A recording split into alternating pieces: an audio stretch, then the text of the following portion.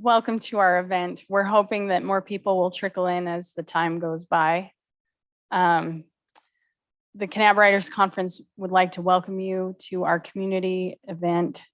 We're going to be learning about the people who helped with the John Wesley Powell expeditions to explore this fabulous area. And I have looked at this book and it's amazing.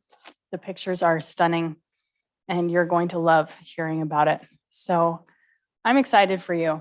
I want to first thank the people who helped make this event possible. We enjoy a very generous sponsorship from the Utah Humanities and the National Endowment for the Humanities, who have given us a grant to make this possible. And the Kanab Tourism Department has also given us grants that make this possible. And we also work very closely with people here in Kanab to bring you this kind of programming, and we're grateful for their support. There's a lot of people who work behind the scenes, including our tech support, who's wearing black so that you don't look at him. But I'm going to make you look at him. So James Duckett has been working his words we don't say in polite society off so that everything runs smoothly and that you can enjoy the presentation again and again. And we're so grateful that he's been willing to do that. The committee for the conference has stepped up and done amazing things to make things happen behind the scenes, and they have done a really great job with that too. Carol Ormond is an author and a speaker, among other things, of course. Her first book, The People, combines her lifelong study of photography with her background in journalism. She graduated with a degree in journalism from the University of Oregon, where she studied photojournalism under Bernard Freemesser. Her interest in the black and white photographs of Dorothea Lange, Maynard Dixon's second wife, brought her to the Thunderbird Foundation for the Arts and the collaboration with Paul and Susan Bingham on this project. The book celebrates the contribution of the Southern Paiute tribes to the success of John Wesley Powell's expeditions, in particular his later expeditions. As a flatlander from Wisconsin, Carol is captivated by the dramatic skies and landscapes of the desert Southwest and loves hiking, exploring, and photographing the region whenever she and her husband, Kevin, can. Carol can be contacted at her email, carol@carolormond.com. And I am particularly grateful for Carol's willingness. She's been waiting for 2 years to come to Kanab to give this presentation. So I'll turn the time over to Carol and Kevin as they tell us all about this amazing book and the people behind the stories in it.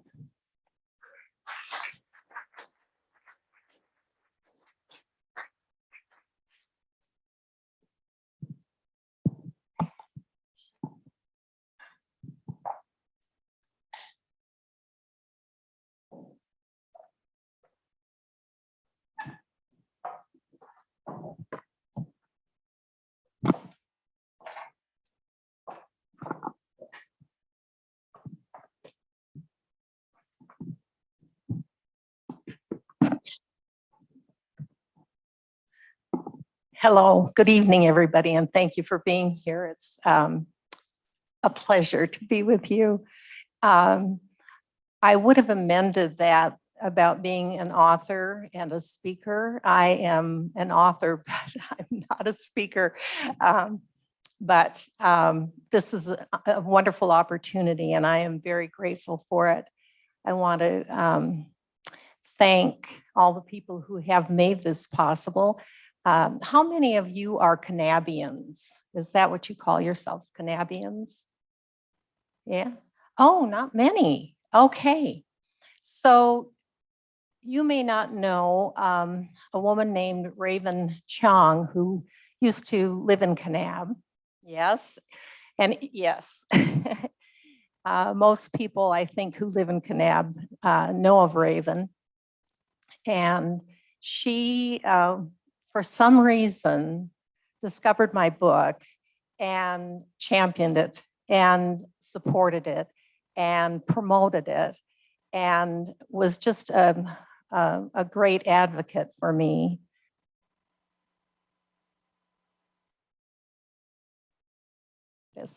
And so she was the one who suggested to the Writers' Conference that I come and speak tonight.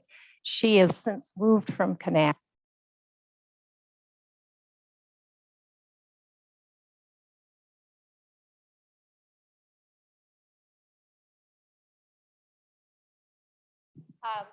So anyway, she's since moved from Kanab, but I'm really grateful for her and her support.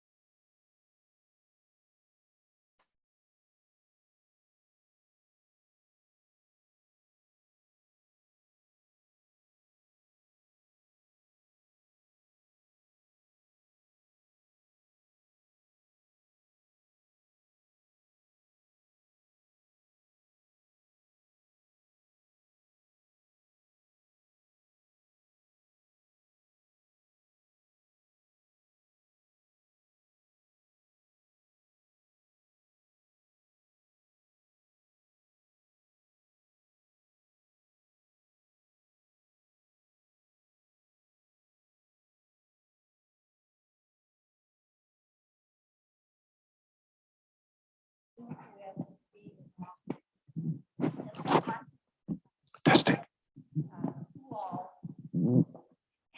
Thank you. Who all have contributed to a book, and those of you who have published books, is that not right? Is there not a team?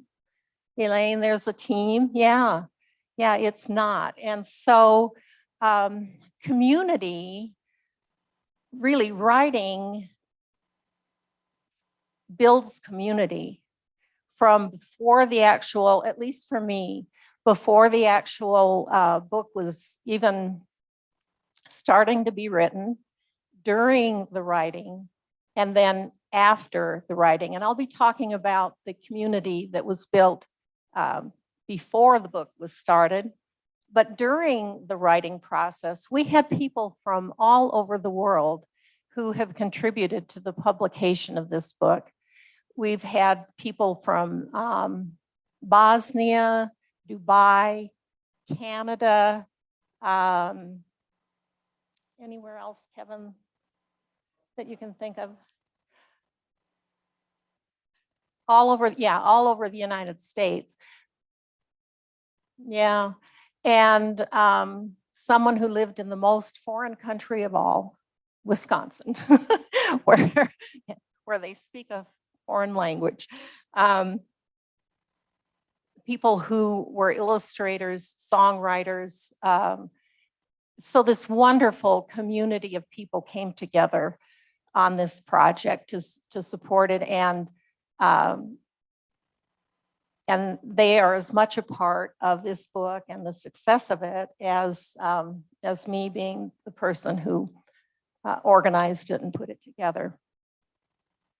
And then the community, really after the book was published, this was just there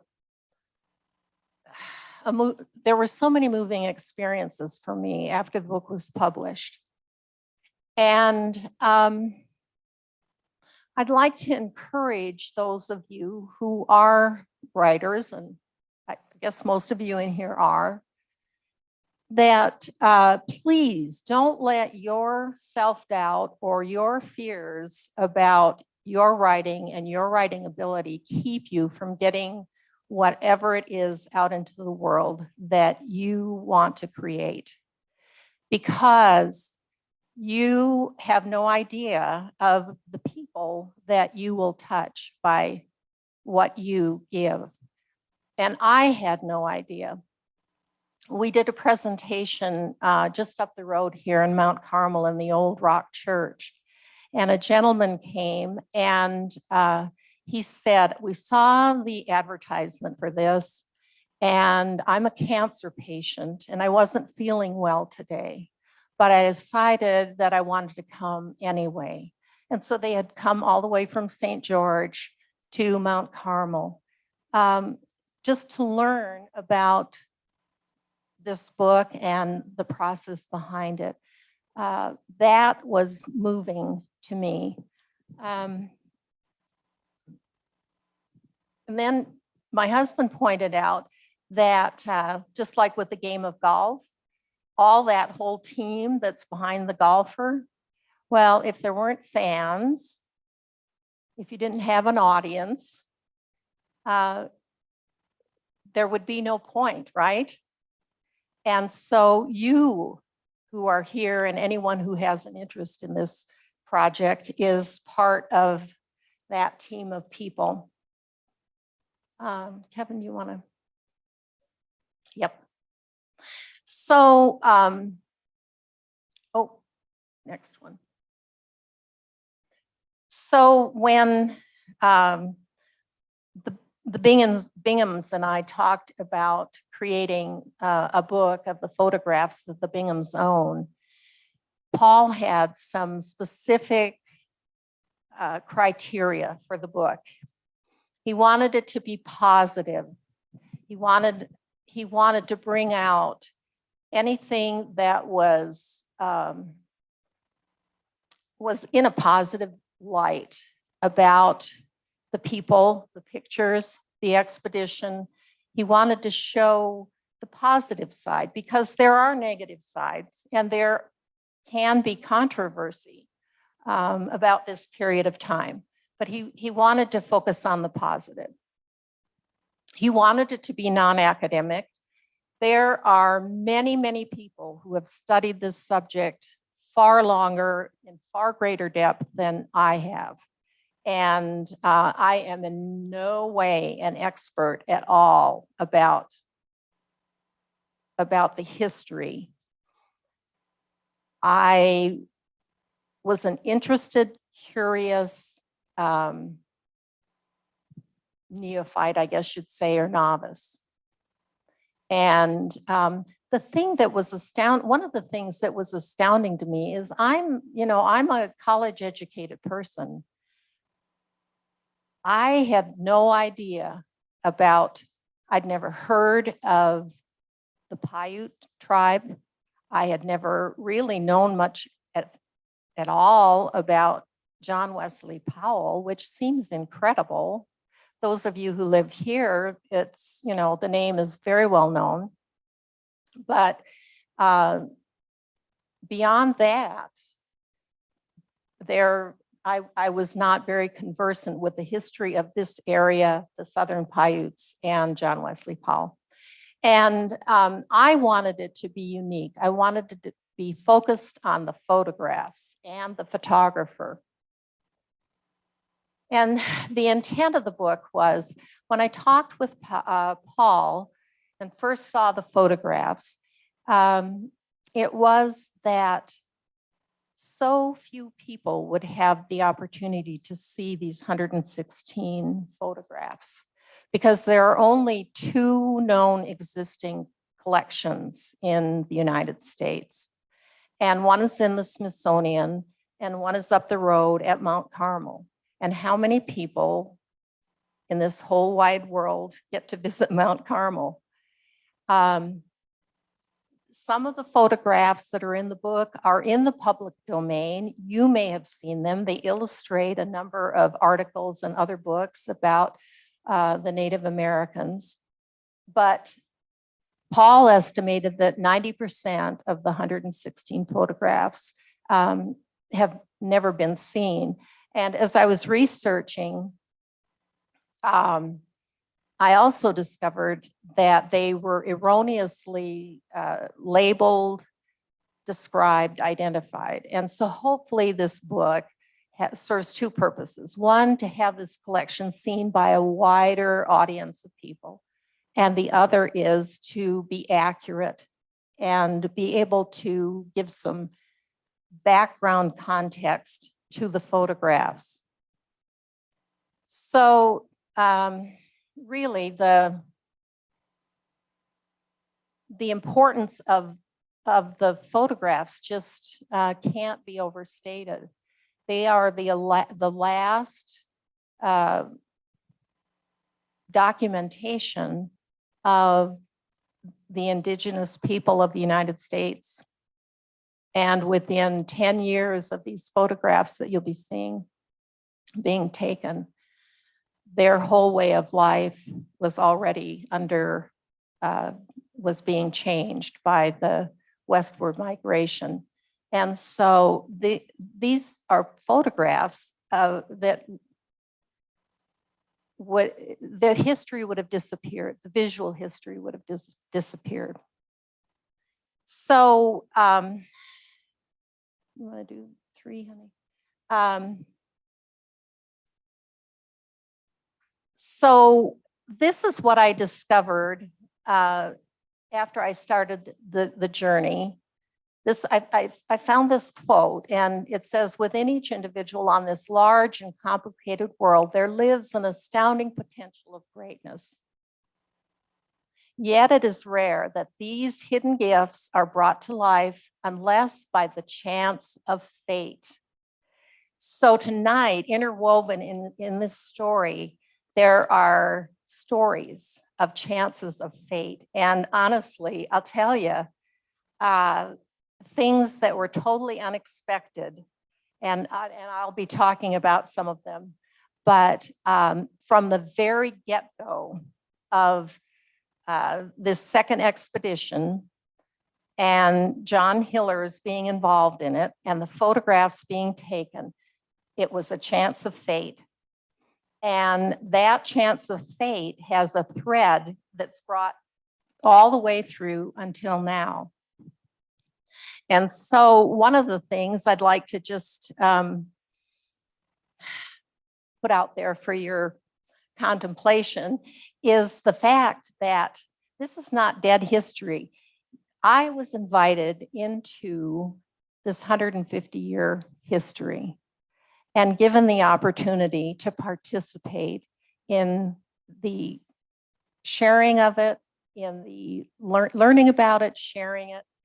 And I would suggest that tonight you have been drawn into this 150-year history. This is not dead history. This is a history that has a thread that is run through from 150 years ago until now. And now you have been invited into the story.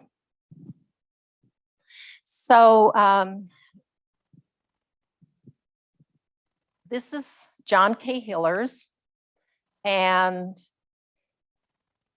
in 1871, when John Wesley Powell was in Salt Lake City putting together his second expedition, by chance, the one person who was, the one person who was going to return from the first expedition got stuck in Colorado and couldn't come. And by chance, this man, John K. Hillers, happened to be traveling through Salt Lake and asked to sign on as a boatman. He was not a photographer, and he really wasn't, I don't think, an experienced boatman either. But the two of them met, and John K. Hillers was hired on. And There was another fellow, was the actual photographer. His name was James Fenimore, and he actually had health problems that prevented him from completing the expedition. And one of the authors of history of this expedition said that his greatest contribution, James Fenimore's greatest contribution to the expedition, was training Hillers. Of all the baskets, bows, quivers, and clothing Powell brought back, Hiller's photographs are the most valuable part of the legacy. I think that's pretty neat and speaks to the priceless nature of them. So when Powell was putting this expedition together, he said that it wasn't so much age and strength that were needed as nerve. And I don't have my little red laser, but there you go. Thanks, Kevin. Right down, up, right there. That is John K. Hiller's. So it's obvious that nerve was needed, and he had nerve. So any of you that know the history of the first expedition know that they put in their boats with 10 men and 6 boats. And about 13 weeks later, they emerged from the Grand Canyon with, let me get this right, 6 men in 2 boats. It was a harrowing journey. It would be probably akin to climbing Mount Everest or exploring Antarctica that we could compare that to. And yet there had actually been people who had paid Powell for the opportunity to go on this wild adventure with him. We were down at Green River at the John Wesley Powell Museum down there and saw a video that recreated what some of these rides through the rapids through the Grand Canyon would have been like. And let me tell you, they are pretty scary. We talked to an older gentleman today in Kanab here who was a river runner he's probably in his 80s now and no longer running rivers, but who has run through the Grand Canyon, the Green. He was telling us all these rivers that he's run.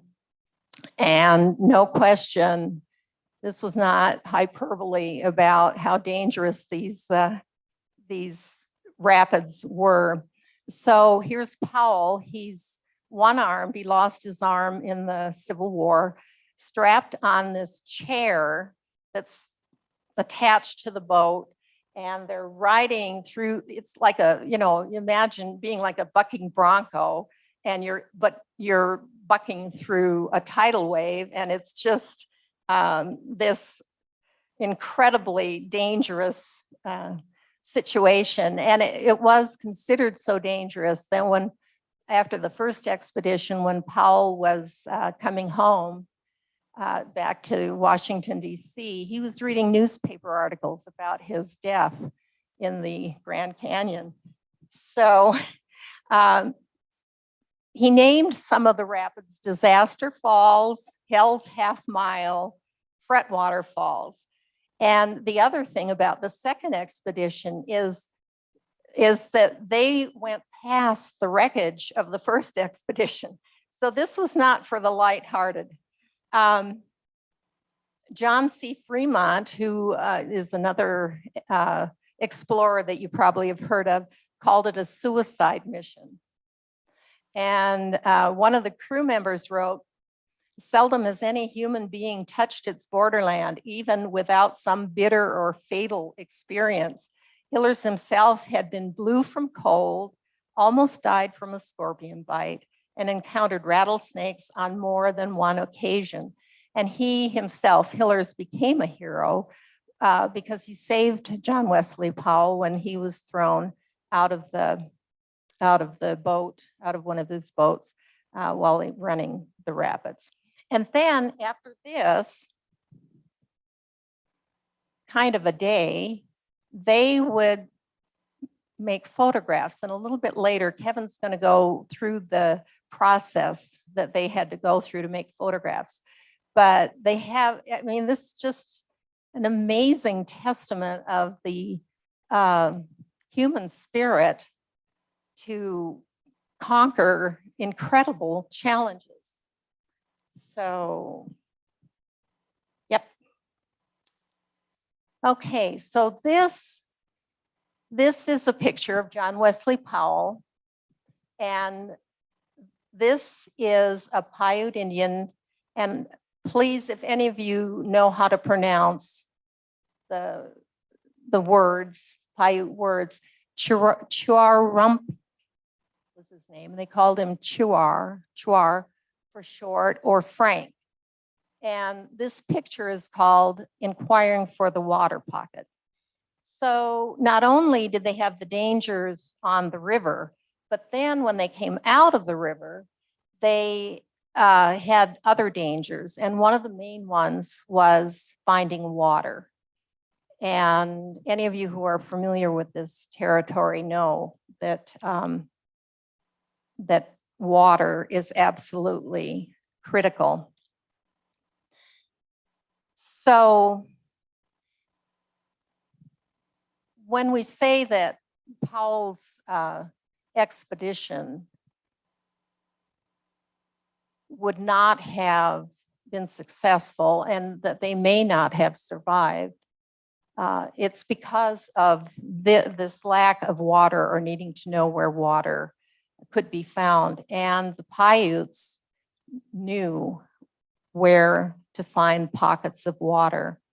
Hillers wrote that horses have no business in this country. Mules and jackasses are the only animals that can stand up in this dry country. So the fact that anyone could bring back any photographs of any kind from an area as remote and demanding as this region was an achievement in itself. So, okay, so another chance of fate, and Kevin has mentioned this, I think, a little bit. Some chances of fate are decades in the making, and my encounter with the Binghams was exactly that. So I had been educated in photojournalism, and because of that, I knew about Dorothea Lange, and that was, well, you can, I mean, I'm not hiding anything here. You can tell I'm older. And that was back in the 1970s. So fast forward to somewhere in the early 2000s, and I went to a photography exhibit down at BYU of Dorothea Lange's photographs. And at that point, then I learned about her husband, Maynard Dixon, and his paintings. So you may not know Dorothea Lange, but I would be surprised if you don't recognize this. Anybody not recognize that, y'all? I mean, it's iconic.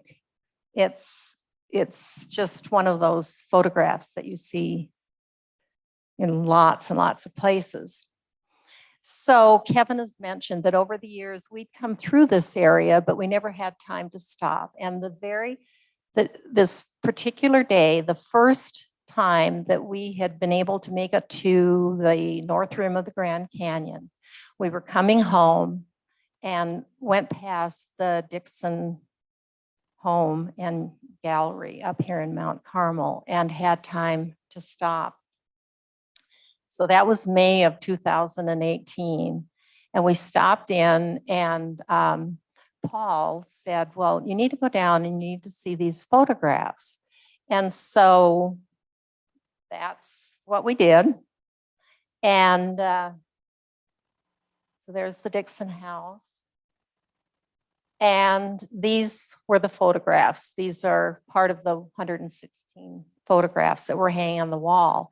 And I looked at them and I said, these are priceless, and they should be in a book.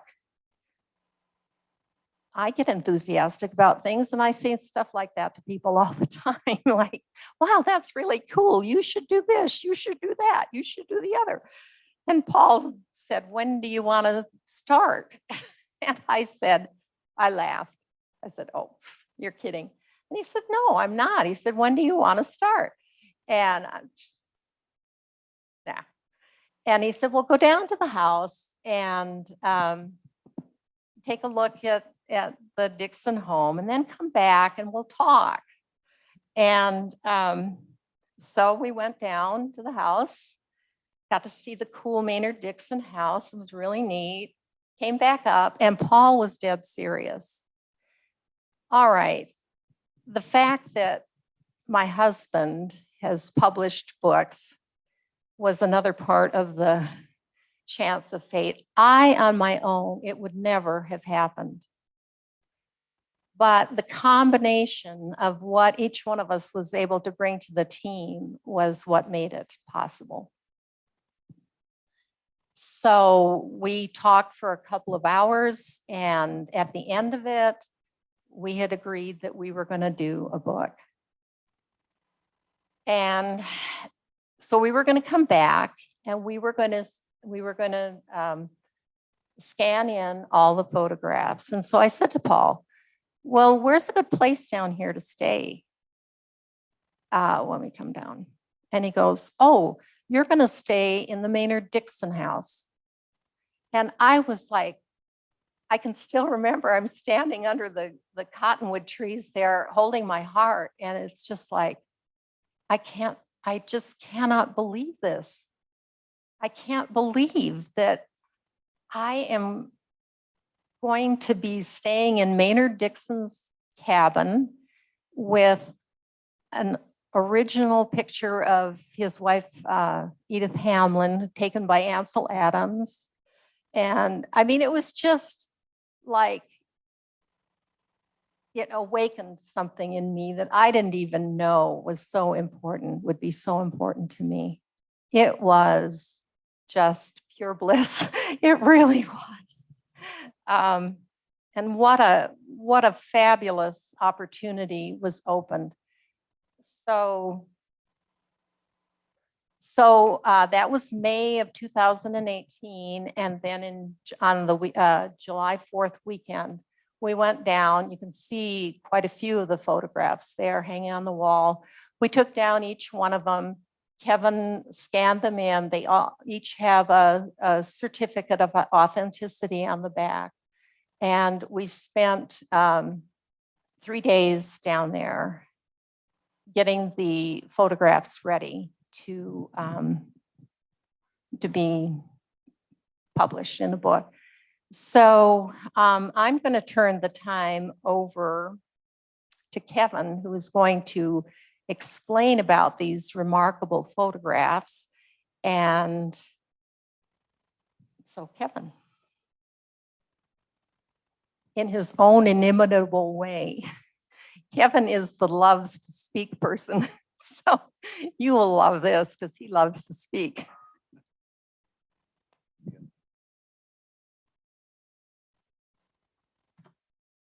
Okay, and so, you know, I mean, we got to touch these 150-year-old photos. You saw that.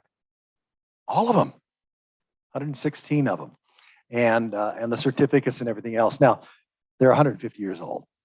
They were not ready for publication when I scanned them in. They were, you know, there are a lot of flaws and a lot of other things that we had to be taken care of. But let's talk a minute about the actual photographic process of what happened down there.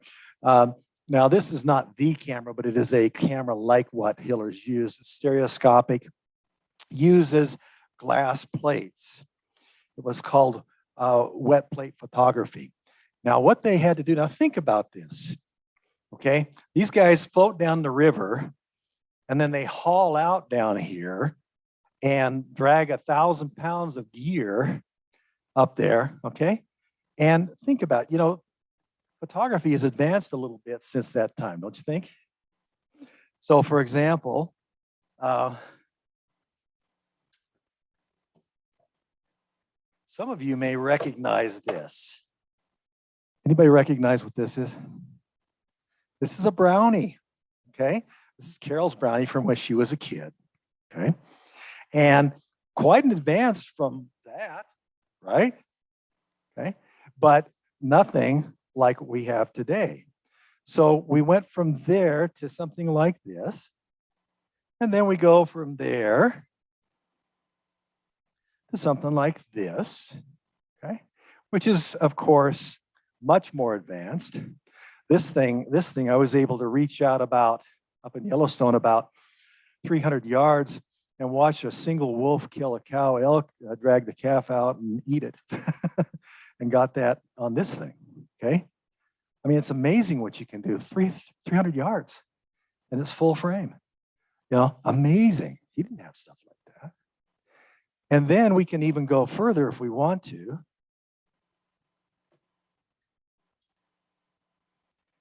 The advances in the photography have just been unbelievable when you start thinking about what's really gone on.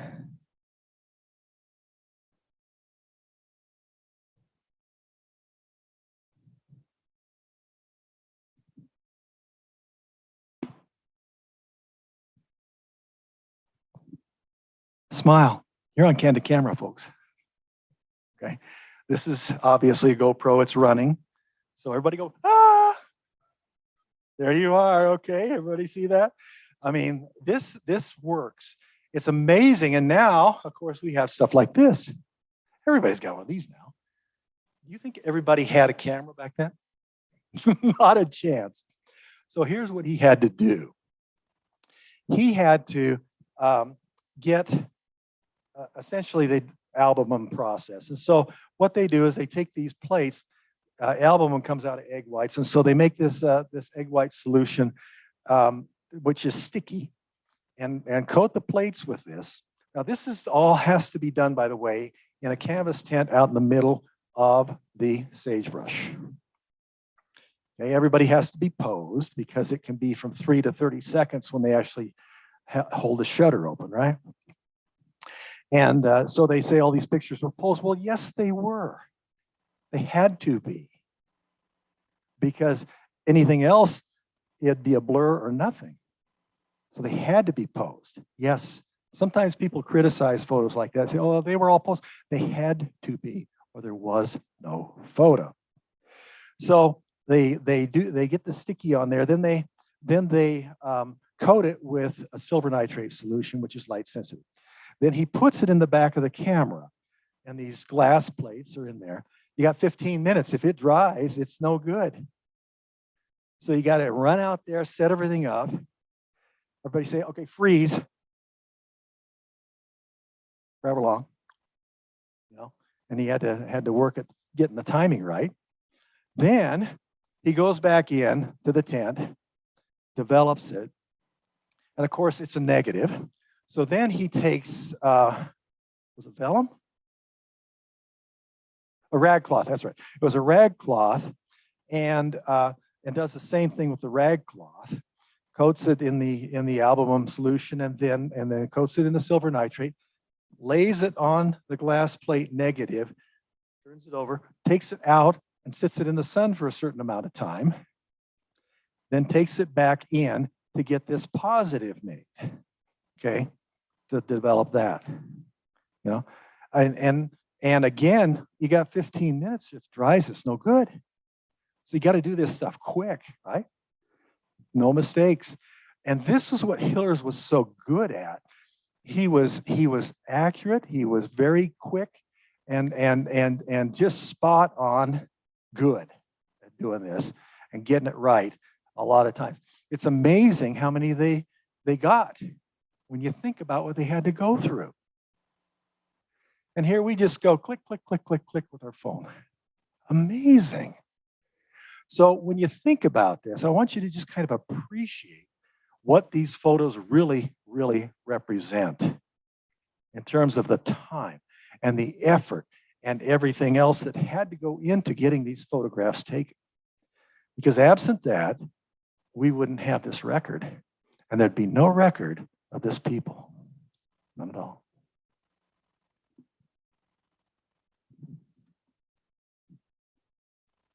Take it away, kiddo. Thanks, Kevin. So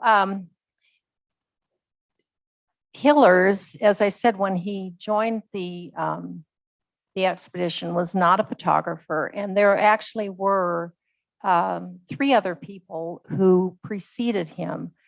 And so some of the photographs in the collection were not done by Hillers.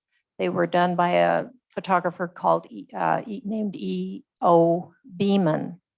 Then he was followed by this James Fenimore. And when Fenimore left, Powell's cousin, Clem Powell, tried to take over this process and was not successful. He just could not do it. And so if we go back to that first chance of fate and people's gifts coming forward when the time is right, this John K. Hillers turned out to be the man who was able to not only endure the hardships, but also do the process. And he went on then to become a very famous, during that time, photographer, and very wealthy photographer. And so this whole thing was the beginning of his becoming a photographer. So again, that idea of don't let your doubts, your self-doubts, and your fears keep you from pursuing something that you are loving to do and create and get it out in the world, because there are people who will be touched, whose lives will be changed by what you are doing. Get your thoughts, your ideas, your feelings. Oh, and Kevin, we forgot to say, the original photographs actually are like this, because they were in the stereoscopic camera. And so each, yeah, about like this. So we scanned them in at such a high resolution that we were able to actually get them very nice, looking very nice, even at this size. But so that was like what the original would have been. Okay. Let's see. Kev, do you want to? So this was like, this is what they looked like to begin with, and this is what they looked like after one of the woman who was helping us with the retouching of the photographs was able to do with them. Just beautiful and amazing. You can see that the one is a little bit blurred. Again, any movement would cause that to happen. Yeah. So you want to go ahead? Yeah.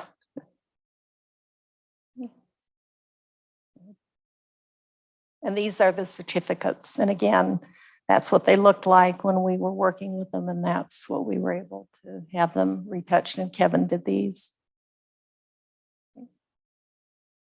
And so about a year to the day after we were down in Mount Carmel, the book was finalized and published. And these are the background or some of the selection of different covers that we had for it. So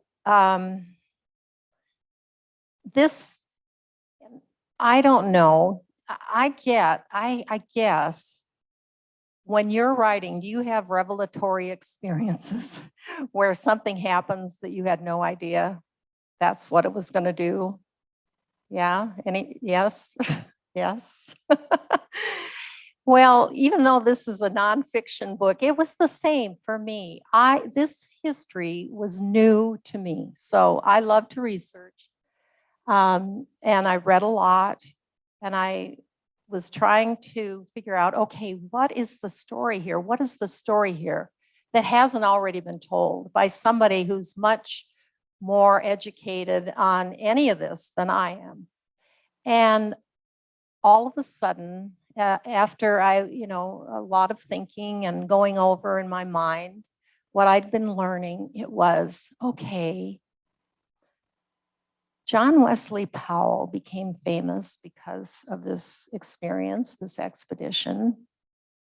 John K. Hillers became famous and went on to have a fabulous career as a photographer because of this expedition. But who has ever thought about the people who were the subject of this expedition? And it truly was. Powell was very, very interested in the indigenous people, and a big priority for his expedition was to learn about them and was to photograph them. And yet nothing had really been, they had not received any highlighting from their part in the expedition. And so that became the direction that I decided to take the book and call it The People and make it about the people. So we're going to talk about another part of the story that was chance of fate. This was 2019, and neither the Binghams nor I, no, 2018, I'm sorry, neither the Binghams nor I knew that 2019 was going to be the 150th anniversary of Powell's first expedition down the Colorado River through the Grand Canyon. And so that opened up all kinds of opportunities, information, just that expedition was being highlighted. And because that was coming, the Natural History Museum of Utah had a special exhibit of Powell, about artifacts that Powell had brought back. Now, here's a story that it's almost unbelievable. So I was invited backstage to in their museum area where they keep all of their artifacts, and to an unveiling of some artifacts that had been recently donated to the museum. But this is the story behind them. There was a professor at the University of Utah. Her area was not anthropology. She was invited back to a conference at Illinois State University on whatever her specialty was. I can't remember now. In passing, she happened to mention to one of the professors who was hosting her, that she was interested in Native American culture and artifacts. And he said, "Oh, you'd probably be interested in this then."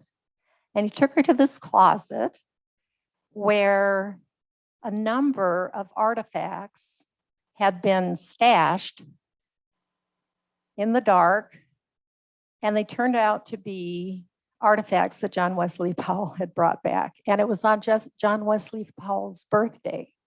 It's like, that is, that's Twilight Zone-ish. And she said, "I think John Wesley Powell's ghost was directing me to these," and and the host professor said, "Do you know anybody who would be interested, or could?" They really were in danger of being lost forever, and so she set about to get them donated to, brought back to Utah and donated to the Natural History Museum of Utah. So there were just so many threads going through this. This is a history that somebody wants told and wants highlighted. And so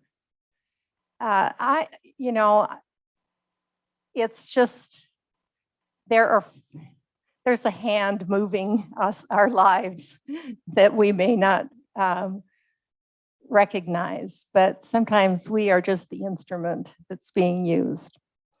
Okay, and then I honestly, this was probably maybe even one of the most gratifying things that I was able to do.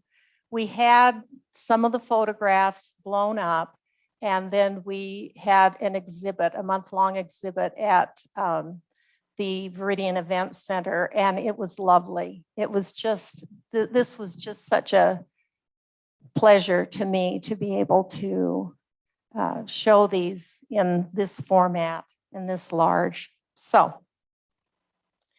we're going to now enter a Southern Paiute village, if you will. But before we do, I wanted to make 3 comments about the collection that you're going to see. So, anybody curious about where did they come from? How did this happen? So they were stereoscopic, as Kevin said, and copies were given to various people to encourage people to provide funding for further expeditions.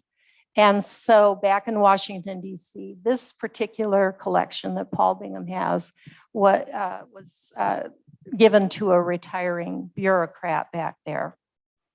Some of the photographs are ethnically accurate. Some of them are not. I think you'll be able to tell, but I will certainly point out when they are not. Powell actually brought Ute clothing. Some of them are in Ute clothing. And as Kevin said, some of them are posed. So, well, all of them are posed, but some were actually posed by a Thomas Moran, the painter. And not all were taken by Hillers, although everything I think that you're going to see were taken by him. So final chance of fate. About 2 weeks before this exhibit went up, a friend of the Binghams, Clive Romney, his father had done his PhD thesis back in the 1930s on Paiute songs. And they had the thesis, but they thought the songs were lost. The recordings were lost. 2 weeks before this exhibit, they were discovered at, I believe it was Weber State. And they contacted Clive, Utah State, one of the universities anyway, contacted Clive. So Clive suddenly became the recipient of these Paiute songs that had been recorded in the 1930s. So we were able to incorporate just a little slideshow that has the actual music being sung by Paiute, Cedar City Paiute. So we'll play that for you right now.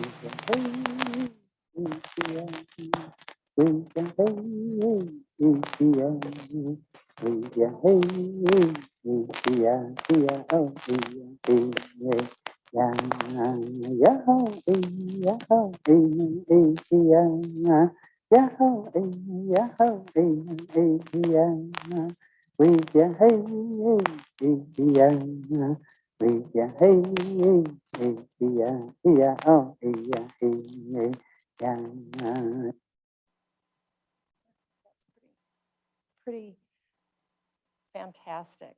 Oh, yeah. Got it. Oh, it worked. Okay. So just some quick slides and a little explanation of what you're seeing. Yeah.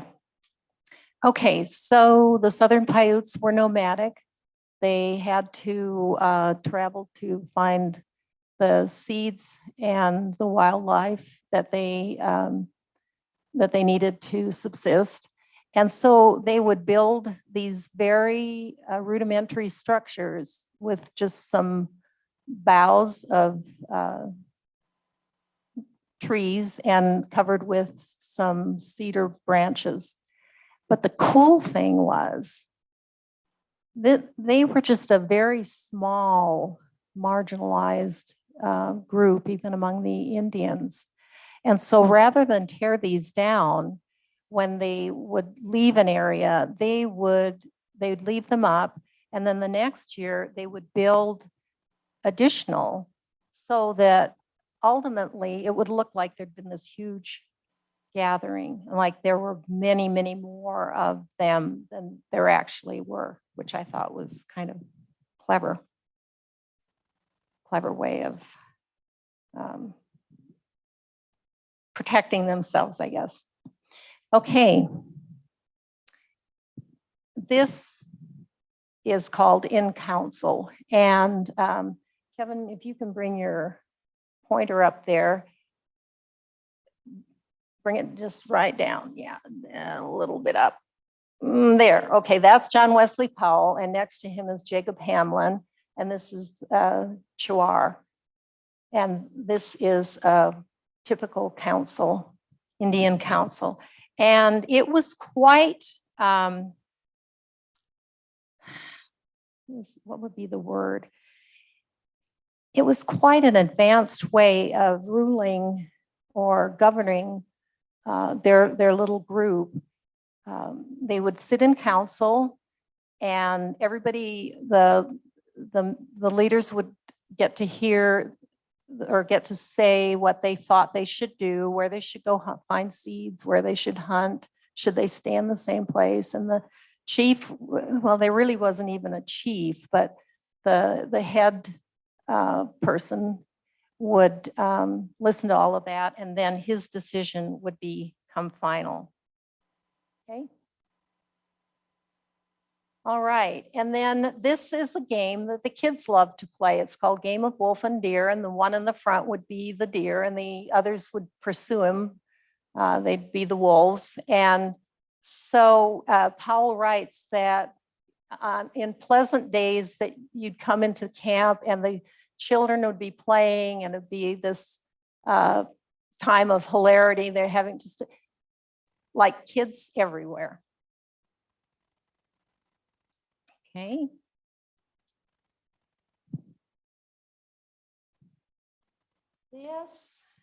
That music that you heard may have been one to their circle dance. And this is a dance that they did, and everybody got in the circle, men, women, children.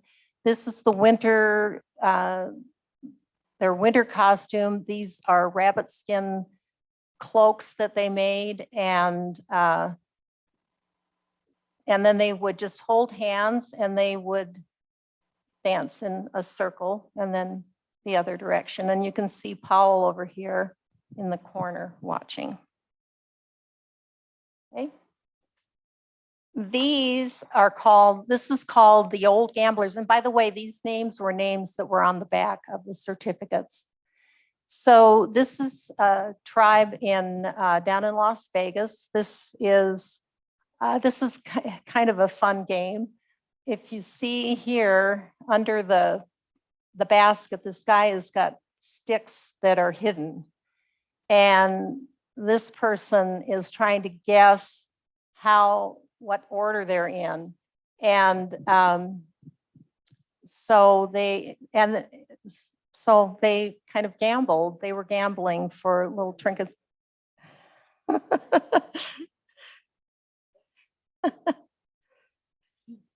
So, and their headdresses, those were authentic. Those are like the skulls and skins of some of the smaller animals that were killed.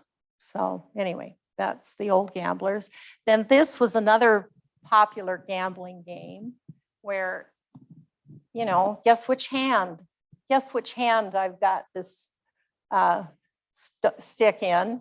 And so the person here is guessing which hand, and if it's right, then this down here in the bottom are the trinkets that they've won, and they'd gamble for knives and different things that they had. Let's see, and before we go on, this man with the kind of beaded stole. Yes, this is Churumpig again. And let me just read you what was said about him by one of the members of the expedition. Piet Frank is a remarkably good speaker. He's a young man and is trying to become chief of all the tribes in southern Utah. He was instrumental in helping Powell and his crew gain safe passage. He was involved in a meeting that they had at St. George. And he also tried to let the settlers know when they were going to be raided. And the account was that they didn't believe him. And the next day, when 600 sheep and other livestock were gone, it was proven to be true. And his wife is the woman on the cover of the book. Okay, just a couple more slides here. They were basket makers and seed gatherers. And this shows the old woman making the baskets, and here they would sit and they would grind the seed on the stone between their legs. They were ingenious. Because they were nomadic, pottery pots would break, and so they made their pots out of actually woven. They wove their pots. And they used what was called a boiling water technique to cook in them. They would heat rocks up in the fire, and then they dump them in these pots that had whatever liquid, whatever was in there that they were cooking. And the heat from the rocks would bring them to a boil, and they would cook that way. So they could use the woven pots to cook in. Okay. This one, you can see these are not authentic. The dress is not authentic, but the hats are. They also wove their hats. So that's authentic weaving. Okay. This is a beautiful photograph. It's called The Empty Cradle, and it was taken after Thomas Moran joined the group to and influenced the posing for photographs. Again, this dress is not authentic. It's probably Ute. But Hillers was taught how to pose them, and this is another example. Okay, so one final image that I want to share, and this one is very powerful to me.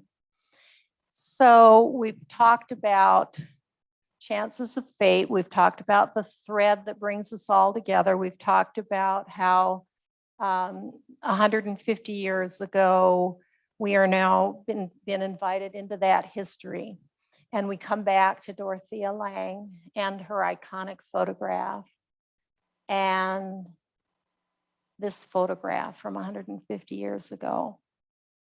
And how it speaks to the humanity of us all, to the universality of our experiences together, And even though we are separated by time, by culture, by so many things that make us feel like we are so different from other people, these two photographs to me say we are not so different from one another. That mothers then had the same worries and concerns. Children then played and had fun. Men were concerned about providing for their families. Different time, different place, same kinds of human concerns. So to me, that's why and you know what? I think I'm just having another one of those revelatory thoughts right now, that is another reason that these photographs are priceless, because they connect us to one another. And that's just a new thought for me. So I give that thought to you.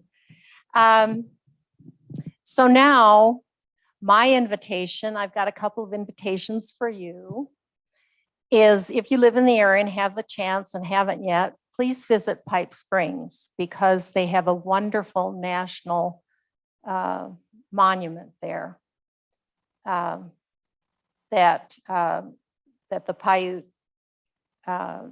people operate there. And then I would also invite you to visit the Maynard-Dixon home. That's whatever direction we are. I'm not a good direction person. That's correct. The pictures are no longer on display. They have so many paintings right now that they've taken down the photographs. But please, Maynard-Dixon is another wonderful historic figure that lived in this area. And then the third is to think about your involvement now in this 150-year+ year history. How does it influence you? And what else might you like to learn or do now that you have been invited into the story? And thank you very much.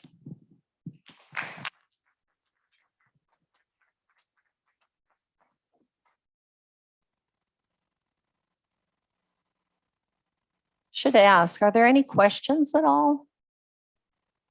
No? Okay. Yes.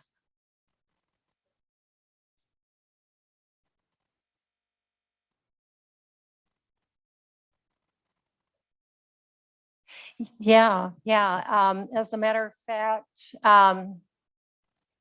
let's see, go back, Kevin.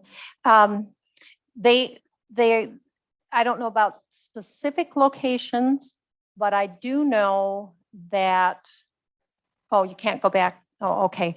That there were some where they do talk about that they had gone out of Kanab and gone over to the encampment, and it obviously was close by. But if you read the journals and what have you, they hint at locations that they were. Anybody else? Yes.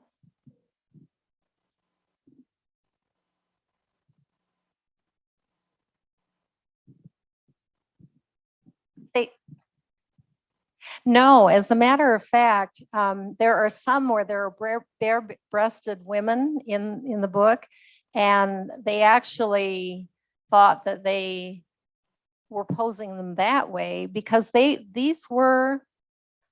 there was the scientific reason for them, but there also was a commercial reason for them. And so they thought that some of the more titillating photographs might sell better. But I think it was just part of the thinking of the time to yeah. So I don't know. It was just something that Powell's sister-in-law had made costumes and clothing and such. And I just something of the thinking of the time to have them wear. And then they also brought some youth clothing. So, so I honestly, I don't know exactly why, other than for the artistic purposes, I guess, I might say. So, anybody else?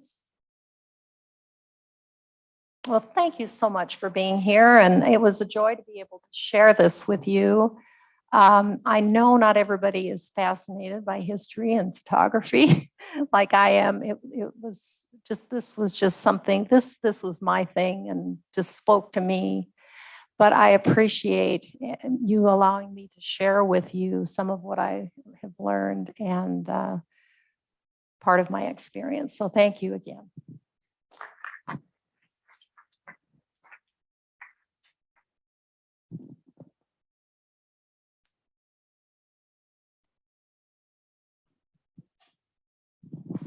Thanks, Carol. We will have the video uploaded because it did record tonight. And it will be uploaded and available on our website. And hopefully lots of people get to enjoy this presentation and learn from it like all of you got to.